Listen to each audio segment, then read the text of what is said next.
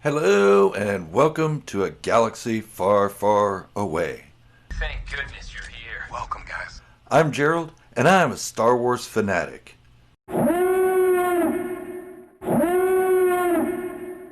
Today we are going to be exploring bounty hunting, as seen in The Mandalorian Season 1. That bounty hunting is a complicated profession. Don't forget to hit that subscribe button like it's an unruly Jawa to join the Star Wars fanatic army. In Season 1 of The Mandalorian on Disney Plus, we see the hero Din Djarin meet with the client about his next job. The Mandalorian enters a room laden with stormtrooper guards. After a brief stint with a case of the jitters on both sides, stormtroopers and the Mandalorian lower their weapons.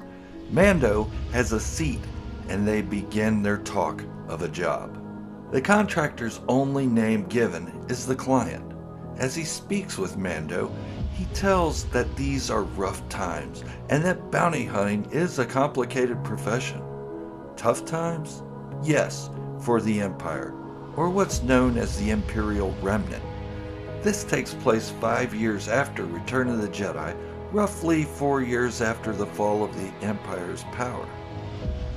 The New Republic is still in transition and trying to solidify their control of galactic politics. So what makes bounty hunting a complicated profession if there is no real oversight into criminal activity on one side and vigilantism on the other side?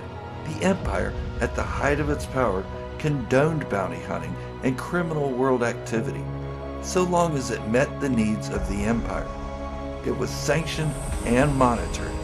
It was accepted but maintained from a distance. That doesn't answer the question though. Why is bounty hunting complicated in a time when lawlessness seems more universal? Well, like everything, I'm sure I have a long, drawn-out reason for it. This is true. At this time, it is tricky to be a bounty hunter. Most of the organizations hiring those with a skilled resume are mostly criminal or imperial. This is a time when the average galactic citizen is trying to settle into a new government. Depending on your point of view, the imperial clients could be seen as evil, or at least opposing the New Republic and its dangerous jump into business with ex-Imperials. However, we haven't seen much of the New Republic in Mando's stomping grounds. The loom of danger is still there though. Reason 2 is that Mandalorians are being hunted. After the purge of Mandalore, their way of life was altered forever. Now they cannot even remove their helmets and reveal their faces because of the danger it brings to the clan. Clan, a Mandalorian clan or group of surviving Mandalorians in hiding. If a Mandalorian's face is seen and recognized, they can track their identity and possibly discover the identities and families of the other clan member. Being in hiding, only one Mandalorian at a time is allowed to surface. This hides their numbers and keeps the clan safe. Bounty hunting can be high profile, depending on the client and the bounty. Revealing that a Mandalorian is bounty hunting can mean there are more Mandalorians around. Reason 3 as to why bounty hunting is complicated is because of the steel the Mandalorians use for their armor. It's called Beskar steel.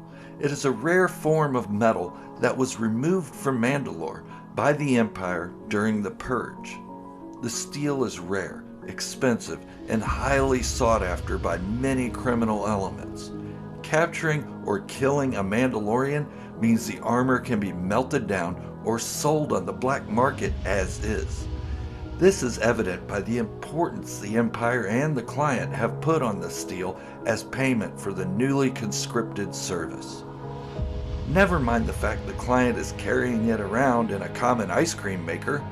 Rest in peace, ice cream guy. A moment of silence, please. Okay, the last reason is the moral ambiguity. This really surfaces when Mando discovers his target is a 50-year-old baby of the same species as Yoda. Generally, Bounty hunters don't get involved. They don't show personal feelings, and they don't get in the way of their clients. But that doesn't help the Mandalorians with their rebranding and rise from the ashes.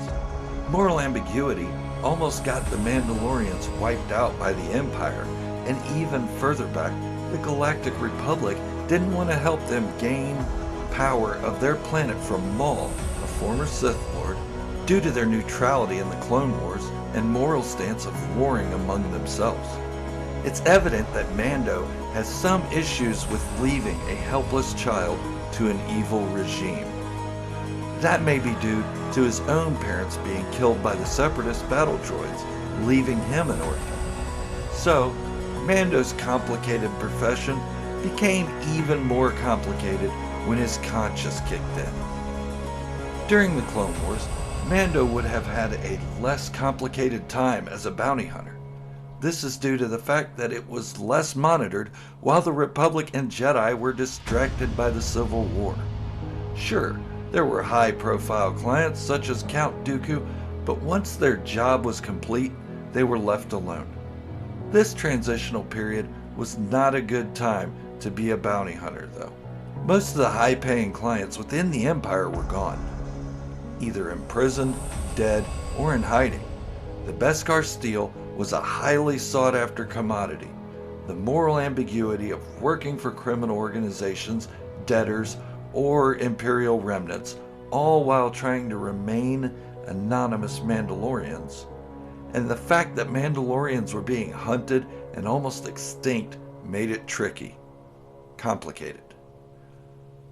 All of this became more evident as the season went on and Mando became more of a man with a quest rather than a man with a quick job. Alright, so thank you for watching. If you enjoyed this, please give it a thumbs up.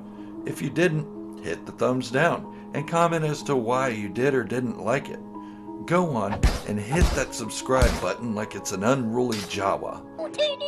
After I hit 1,000 subscribers, I will be giving away this 6-inch Black Series figure at no cost to the lucky winner. I'll even pay the shipping. Good luck, and may the Force be with you always.